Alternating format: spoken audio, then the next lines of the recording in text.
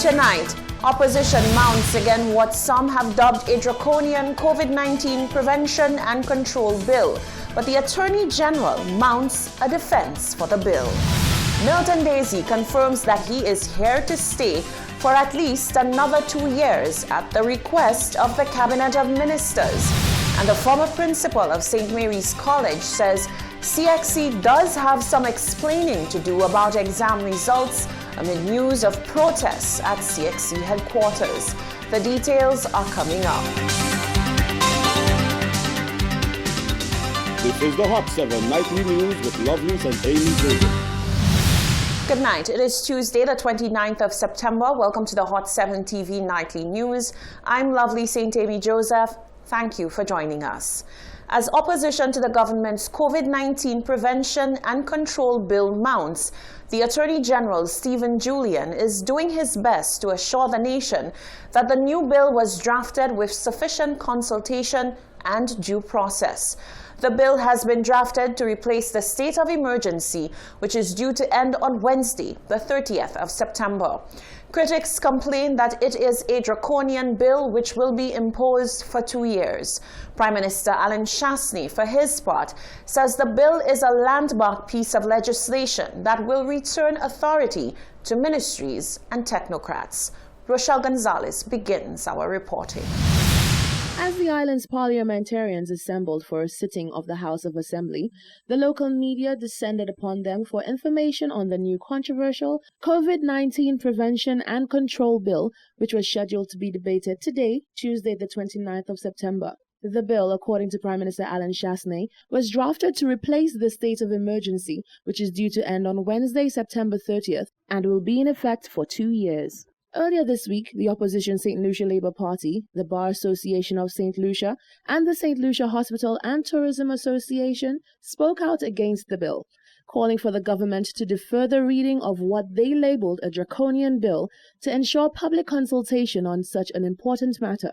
Shortly before the sitting, whilst being questioned by the media, Attorney General Stephen Julian spoke, contrary to the concerns expressed, giving his assurances that ample consultation and due process was undertaken before the bill was drafted.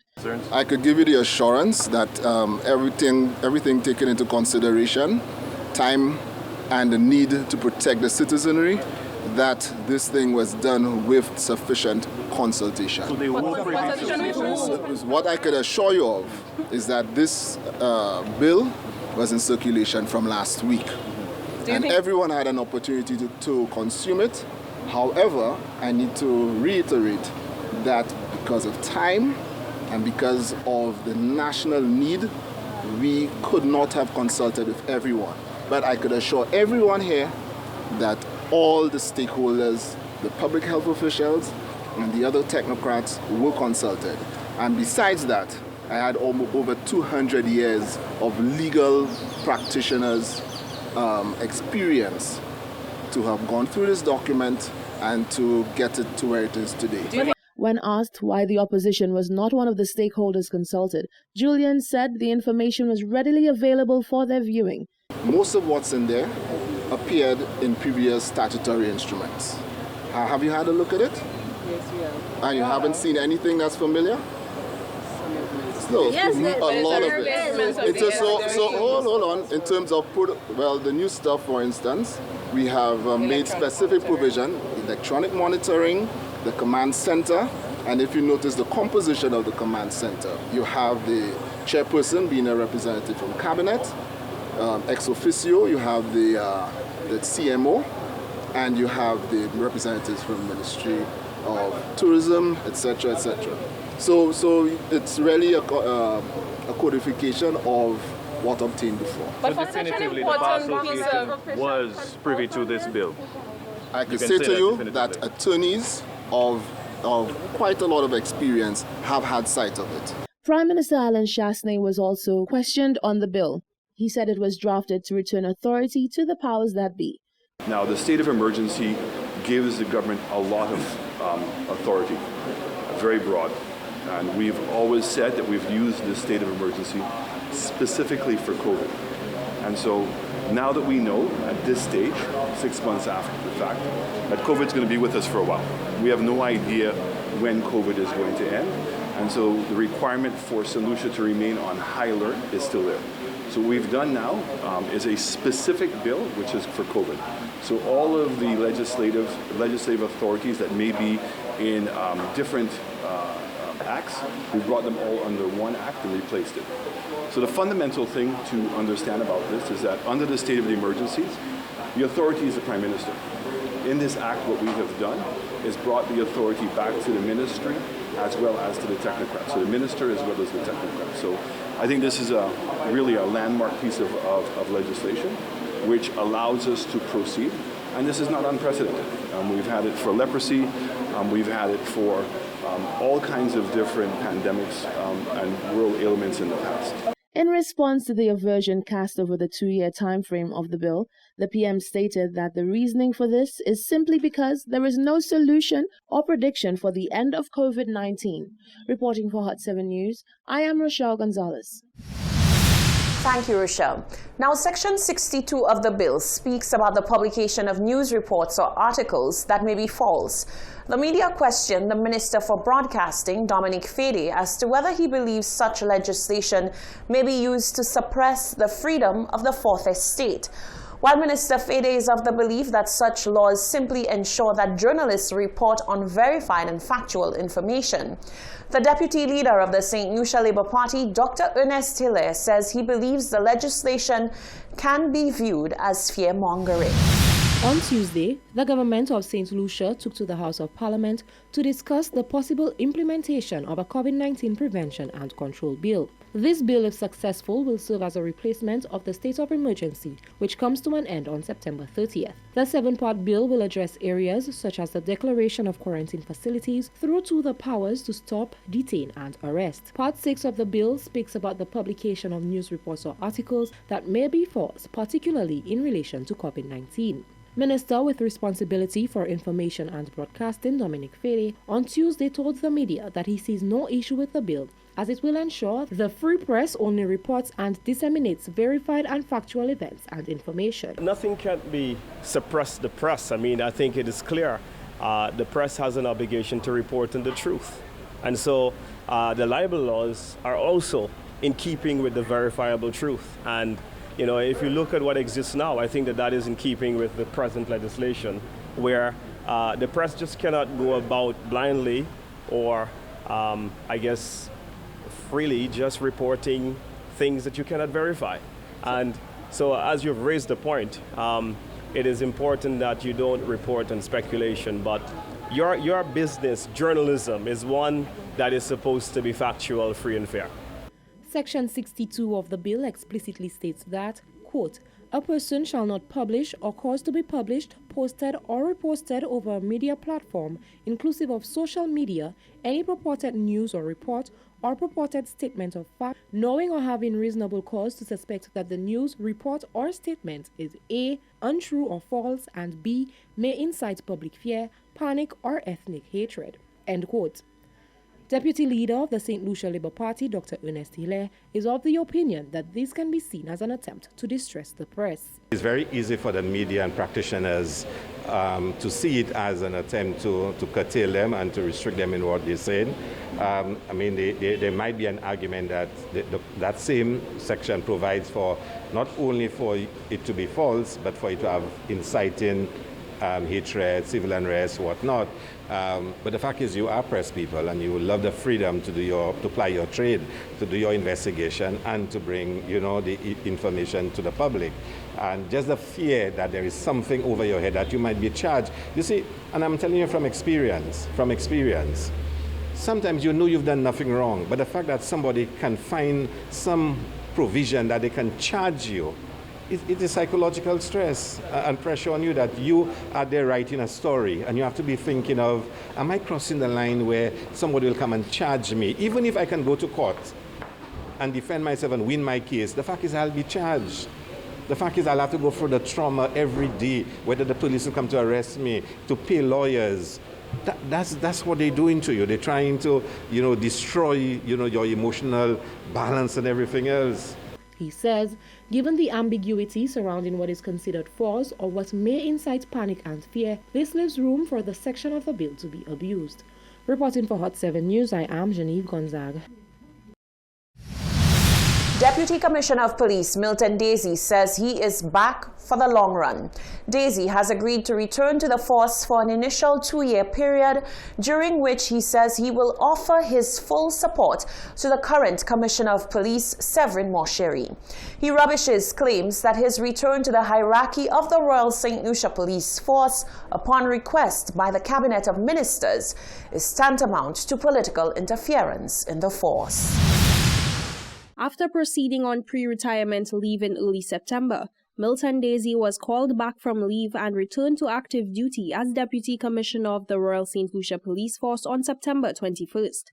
The veteran police officer indicated that he will be serving an additional period of 2 years as per the request of the Cabinet of Ministers. Daisy went on to note that in 2015, the Cabinet of Ministers moved to allow public servants to serve beyond the age of 55, legitimizing his return to the force for an extended period as he will be of retirement age this December. I've gotten a letter indicating that Cabinet had approved my staying in the force for an additional 2 years. Yes, and I'll be as deputy. Must point persons to the Cabinet conclusion, which I think it was in 2015, which says that Cabinet could approve any public servant to go past the 55 years. Daisy went on to assert his full support for the current commissioner. He says that a strong executive could only mean good things for the Royal St. Lucia Police Force. He believes that this was one of the facts that was considered by the Cabinet before requesting his return, as opposed to any underlying political agenda. We have a minister who's responsible for the force, and he should know how the force is going. He should know about us. He should know his commissioner, who reports directly to the PS and him. And I would say that he is the one responsible to ensure that the police force do whatever they need to do. The Deputy Commissioner believes that his recall has been as a result of his performance on the job. Regarding concerns for the implications his return could have on succession within the force, Daisy had this to say. Well, persons looking to move up, as in any organization, you would have persons that are motivated, those that are not motivated to work. You would have persons with skills, persons without skills. You would have persons with the training, but they are not performing. What you need is performance. And somebody may feel that they deserve to be up there, but what about their performance? With the current commissioner also approaching retirement age in the near future, Daisy noted that his progression to become Commissioner of Police would depend on if Commissioner Mosheri proceeds to retirement or has his time of service extended by the Cabinet as well. Jacko Wooding, Hot 7 News. Former principal of the St. Mary's College, Rowan Sion, is weighing in on the CXC results controversy that has seen students in Barbados protesting and picketing CXC's headquarters. Barbados's education minister has also called for a thorough investigation by CXC officials. Sion, for his part, says the issue of students being disgruntled about CXC grades is not a new phenomenon. However, given that a new exam structure was put in place during the COVID-19 pandemic, he says CXC needs to make a full disclosure about the formula used to arrive at the grades that were issued to candidates. CXC Chairman Sir Hilary Beckles has issued a statement assuring that there will be ongoing dialogue with regional ministries of education and that each and every formally reported complaint regarding CXC results will be reviewed, and where remedies are required, they will be applied. The statement has done very little to quell the discontent by candidates who question the validity of CXC results. Students in Barbados have picketed the CXC headquarters in protest. Here in St. Lucia, the retired principal of one of the island's most prestigious secondary schools with an excellent CXC performance track record weighs in. Former St. Mary's College principal Rowan Sion says he has mixed feelings on the issue. Whereas I completely understand the concerns of students and that if they think they were not fairly dealt with by CXC, they have to be militant and express their views. That's a very good thing. However, I'm not sure that it is reasonable to be too hypercritical of CXC at this time. The former principal is appreciative of the Herculean task that CXC undertook when it decided not to forego this year's exam, even as the entire world scurried to get a handle on the COVID-19 pandemic. He gives much commendation for that, but says in the midst of a full-on controversy, CXC needs to issue a more appropriate response that explains how the final CXC grades were arrived at. He says the vacuum of information is the problem. Our knowledge of CXC is that CXC is a very well-organized institution. They're regarded and highly respected around the world. It's one of the top examination bodies anyway. So we can all assume that this is something that is very valid and acceptable, but they've not explained it. So students who are unhappy with results appear to be justified in going out in the streets and complaining that the results are fraudulent or whatever they're saying, because CXC has fallen short in explaining how they came up with the results.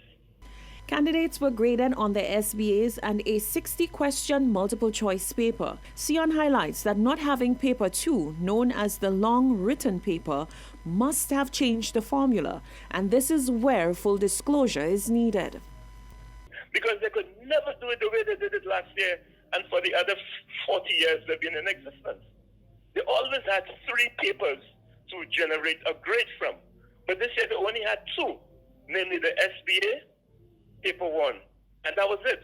There was no paper 2, and the paper 2 was in fact the main paper, the major paper for most exams. This is the paper that carries the most marks. It is the most weighty part of the exam, and that was eliminated. So everybody's at a loss as to understand how CXC created the grades that they actually granted the students. The former principal says the issue with a multiple-choice paper is that statistically, there is more room for an inaccurate picture of a student's true potential. Going forward, he says using multiple-choice questions as an exclusive option should necessitate that CXC issue twice as many multiple-choice questions to CXC candidates. You're watching the Hot 7 TV Nightly News. Still to come. After the discovery of a dead body and a gun near a marijuana farm, the Commerce Minister argues that legalization will help address crimes connected to the illicit drug. Culture Minister Fortuna Belrose claims the development within the PMA is a sign of progress. And Dr. Ernest Hilaire says veteran journalist Timothy Polio may at last be showing his true colors. That and more after the break.